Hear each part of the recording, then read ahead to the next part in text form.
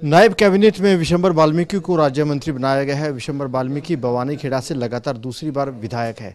इस वक्त बवानीखेड़ा से जो विधायक हैं, मंत्री हैं, क्या नायब कैबिनेट में विशंबर वाल्मीकि, उन्होंने अपना कार्यभार संभाल लिया है। बधाई देने वालों का लगातार तांता लगा हुआ है। हम खुद बात करते हैं। सर, सबसे पहले तो आपको शुभकामनाएं, एक बड़ी जिम्मेदारी आपको दी गई है। थैंक यू, धन्यवाद। सर, सबसे पहले यही बात है कि जब जब कैबिनेट की चर्चा होती थी, आपका नाम हमेशा आता था।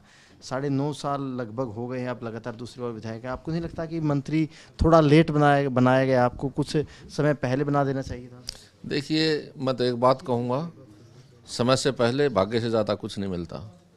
ये सब कुछ उस ईश्वर ने निर्धारित कर रखे हैं हर इंसान के लिए। तो जैसा समय आया तो माननीय मुख्यमंत्री जी का आदेश हुआ और बवानीखेड़ा की जनता को तो नहीं ये मान सम्मान मिला।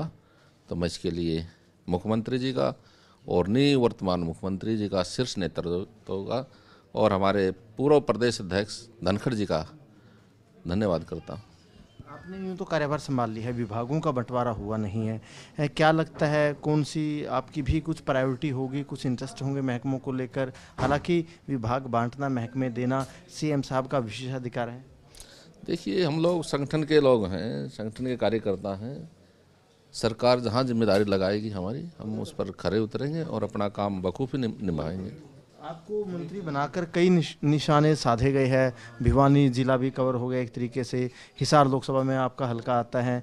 तो किस तरीके से आप देखते हैं लोकसभा चुनाव के लिहाज से, कितना आसान मुकाबला बीजेपी के लिए लोकसभा में रहने वाला है? देखिए, मुकाबला तो नहीं रहेगा। मैं ये कहूँगा, यहाँ से जो भी मेरी लोकसभा हिसार से जो भी उम्मीदवार आएगा, तो मैं तो ये कहना चाहूँगा, और दूसरे अन्य दलों के लोग, वो आपस में कंपटीशन रहेगा एक दूसरे का, लेकिन हमारा तो यहाँ से जीत करके जाएगा। पिछली बार भी 2019 में भी यहाँ से भारतीय जनता पार्टी की टिकट पर विजेंद्र सिंह यहाँ से जीते थे।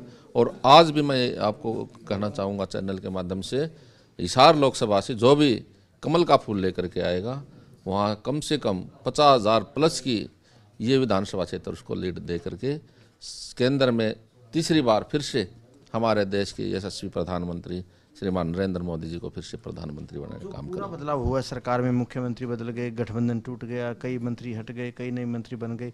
इस पूरे बदलाव का आप क्या देखते हैं? बीजेपी को नुकसान होगा, फायदा होगा? देखिए, केंद्रीय नेतृत्व ने जो फैसला लिया है, ये सब कुछ न कुछ सोच समझ करके लिया है। और फायदा नुकसान वाली बात तो जनता बताएगी, जनता के हाथ में, क्योंकि जनता जनार्दन है। तो यहाँ कोई पेट से पैदा नहीं होता, ढोल से पैदा होता है राजा। तो ये जनता जनार्दन है, जनता फैसला करेगी। एक आखिरी सवाल है, समय कम बचा हुआ है क्योंकि फिलहाल तो आचार संहिता लगी हुई है। मोटा मोटा हरियाणा विधानसभा चुनाव के 5-6 महीने बचे हैं, तो आप लोगों के पास समय कम है। इतने कम समय में किस तरीके की चुनौतियाँ आप देखते हैं?